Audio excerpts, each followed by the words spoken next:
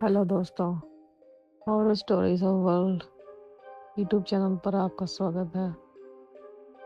यहाँ मैं आपके लिए सच्ची हॉरर स्टोरीज लेकर आती हूँ हर दिन। तो प्लीज़ जल्दी से मेरे चैनल को सब्सक्राइब कीजिए और मज़ा लीजिए इन सच्ची डरावनी कहानियों का हर दिन।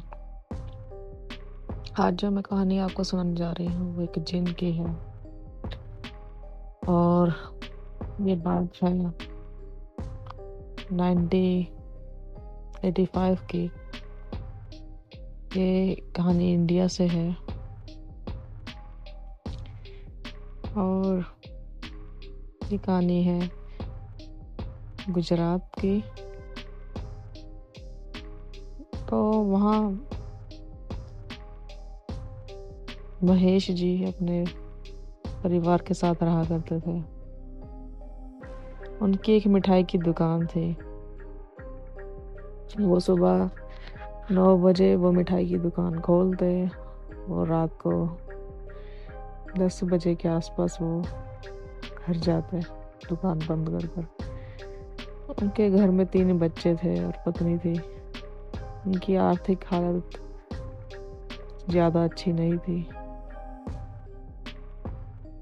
रमेश जी अपने परिवार के साथ वहाँ रहते थे। वो अकेले ही थे बस घर में कमाने वाले। बच्चे उनके इतने बड़े भी नहीं थे। बच्चों की उम्र रही होगी एक 7 साल, एक 10 साल और एक 13 साल। तो उनके 2 लड़के और एक लड़की थी। पत्नी घर की देखभाल किया करती थी और वो रेंट के मकान पर रहते थे। उनका अपना कोई मकान नहीं था और रिश्तेदार भी कुछ उनकी ज़्यादा अच्छे नहीं थे जो उनकी हेल्प कर पाते। तो उनकी दुकान का धंधा, मिठाइयों की दुकान का धंधा कुछ अच्छा नहीं चल रहा था। कभी उनकी कमाई ठीक ठाक हो जाती कि उनकी दाल रोटी चल सके, कभी कभी कोई गाहक नहीं आता। ऐसे ही वो हताश होकर घर आते। पत्नी पूछती तो बताते कि मेरा काम जो है वो कुछ अच्छा नहीं है।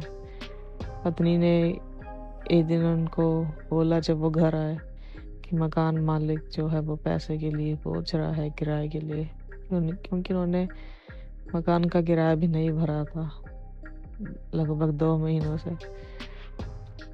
तो उनकी पत्नी बोली कि दुकान जो मकान मालिक है वो रोज आता है और चिल्लाता है, तुम्हें कुछ करना चाहिए रेंट भरने के लिए घर का। तो वो बड़े परेशान थे। तो वो भगवान से बोले, क्या तुम भी भगवान? इससे अच्छा तो शैतान ही है जो हेल्प तो कर सकता है मेरी।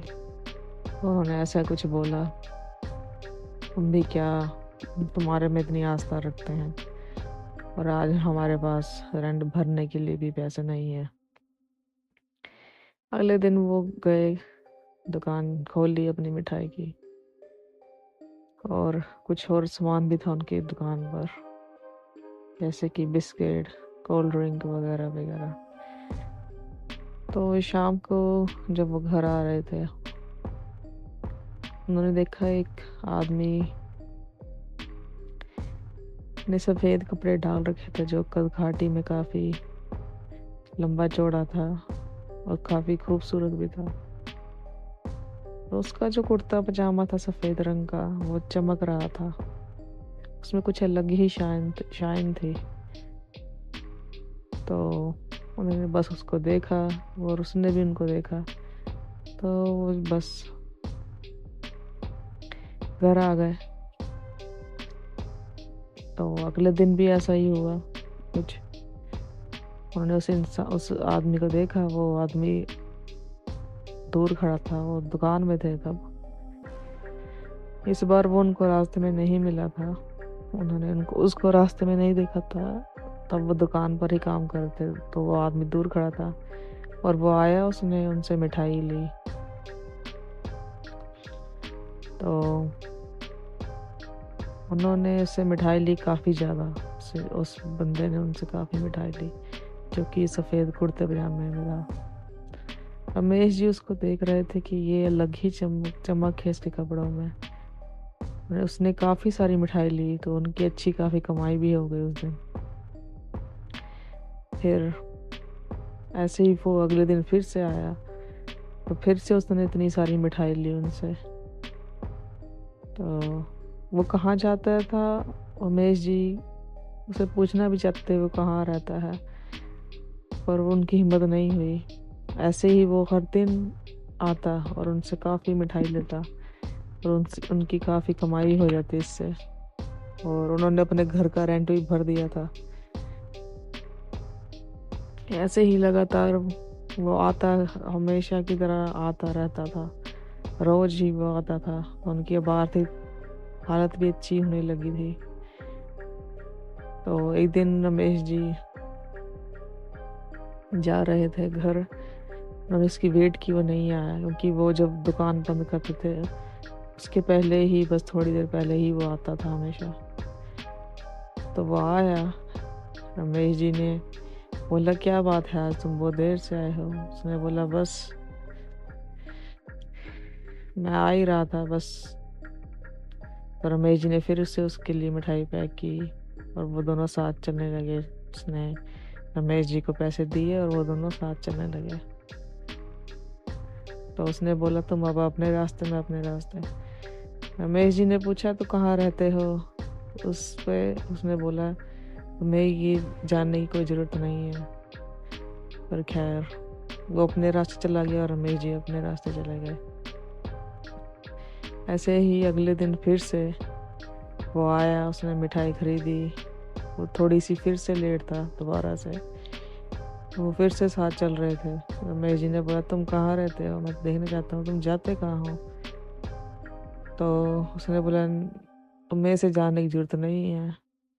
रमेश जी फिर भी उसके पीछे ही पीछे चलते जा रहे थे। तो उन्होंने बोला तुम क्यों नहीं बताना चाहते मुझे तुम कहाँ रहते हो। फिर उसने बोला ठीक है मैं तुम्हें बताता हूँ कि मैं कहाँ रहता हूँ। तो उसने उनसे बोला कि देखो डरना मत, मैं तुम्हें कुछ बताने जा रहा हूँ। रमेश जी ने कहा ठीक है। तो जो वो इंसान था सफ़ेद कुर्ते पजामे में, उसने रमेश जी को बताया कि वो एक इंसान नहीं है, वो एक जिन्न है, जिन्नात है। ये जब उसने बोला तो रमेश जी के होश उड़ गए, वो घबराने लगे। तो उसने बोला घबराओ मत, मैं यहाँ तुम्हारी मदद करने के लिए आता हूँ। और हाँ तुम्हारी इस मिठाई की आदत सी हो गई है, और तभी मैं तुमसे छुपा रहा था कि तुम डर जाओगे। रमेश जी ने कहा तुमने मेरी इतनी मदद की है। तो वो रमेश जी को एक कुछ क्रिस्टल देता है रखने के लिए, और बोलता है कि कभी भी इसे मत खोना, और हाँ कभी भी किसी को मेरे बारे में मत बताना।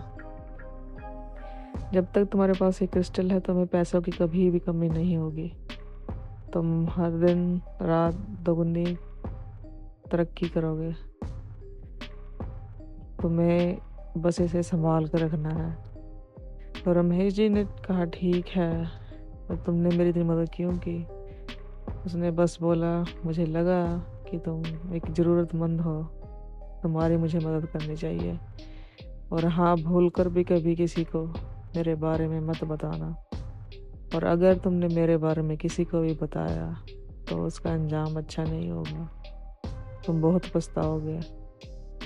रमेश जी ने उससे वादा किया ठीक है मैं किसी को इस बारे में नहीं बताऊंगा। उन्होंने अपनी पत्नी को भी बारे में नहीं बताया।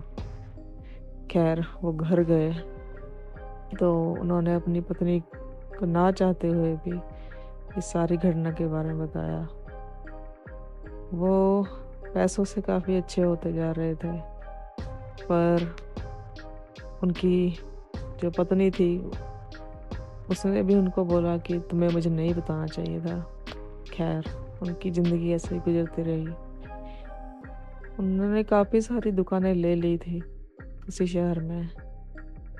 उनका कारोबार काफ़ी अच्छा था, उनकी काफ़ी सारी मिठाई की दुकानें थी, जिन पर हर दिन बहुत ज़्यादा भीड़ रहती और लोगों की लाइनें लगी रहती सुबह से ही रात तक। सुबह से रात तक लाइन लगी रहती लोगों की। तो वो हमेशा ही उनकी दुकानें बहुत बिज़ी रहती, तो काफ़ी ग्राहक आते थे। तो वो काफ़ी अमीर हो गए थे, उनके दोस्त भी थे काफ़ी ज़्यादा। तो उनको वो जिन दोबारा से कभी नहीं मिला। वो बस आखिरी ही मुलाकात थी उनकी, जब उसने उनको क्रिस्टल दिया था और हिदायत दी थी कि तुम मेरे बारे में कभी किसी को नहीं बताओगे। पर एक शाम रमेश जी अपने दोस्तों के साथ बाहर गए। उन्होंने सोचा मुझे मेरा पार्टी करने का मन है, तो मैं अपने दोस्तों के साथ बाहर जाता हूँ। उनकी बड़ी सी कार थी, लग्जरी उन्होंने ली और वो होटल में चले गए खाना खाने के लिए और पार्टी करने के लिए। तो वो खाने की टेबल पर अपने दोस्तों के साथ बैठे हुए थे। फिर पता नहीं उनके दिमाग में क्या आया और उन्होंने उस जिन वाली बात अपने दोस्तों के साथ शेयर कर दी। और ये बोलते ही तभी उस बिल्डिंग में कुछ अचानक हुआ, भूकंप आया और भूकंप से वो छत जो थी वो उनके ऊपर गिर पड़ी और तभी रमेश जी की वहीं पर मौत हो गई। हाँ, उनके दोस्तों को कुछ खरोच आई, बस किसी का कुछ नहीं हुआ, बस जान गई तो रमेश जी की, क्योंकि उन्होंने उस जिन के बारे में अपने दोस्तों को बता दिया था। उसी वक्त उनके साथ ये हादसा हुआ और उन्होंने दुनिया छोड़ दी, क्योंकि उन्होंने जिनसे प्रॉमिस किया था कि वो कभी नहीं बताएंगे, पर उन्होंने फिर भी दोस्तों को बता दिया। तो खैर, that's it for today guys. मुझे आशा है आपको ये कहानी अच्छी लगी होगी, जो कि एक सच्ची कहानी थी एक जिन्नात की, कि कैसे उसने रमेश जी की मदद की और जब उन्होंने उसका वादा तोड़ दिया तो उनको अपनी जान से हाथ धोना पड़ा। आपको कहानी कैसी लगी मुझे कमेंट में ज़रूर लिखें और प्लीज़ दोस्तों मेरे चैनल को सब्सक्राइब करें और मुझे सपोर्ट करें। मैं यहाँ आपके लिए सच्ची कहानियाँ लेकर आती हूँ हर दिन। तो please like, share and comment and subscribe to my YouTube channel. तो आज के लिए इतना ही, हम कल फिर से मिलेंगे। तब तक के लिए बाय, टेक केयर, आपका दिन अच्छा हो।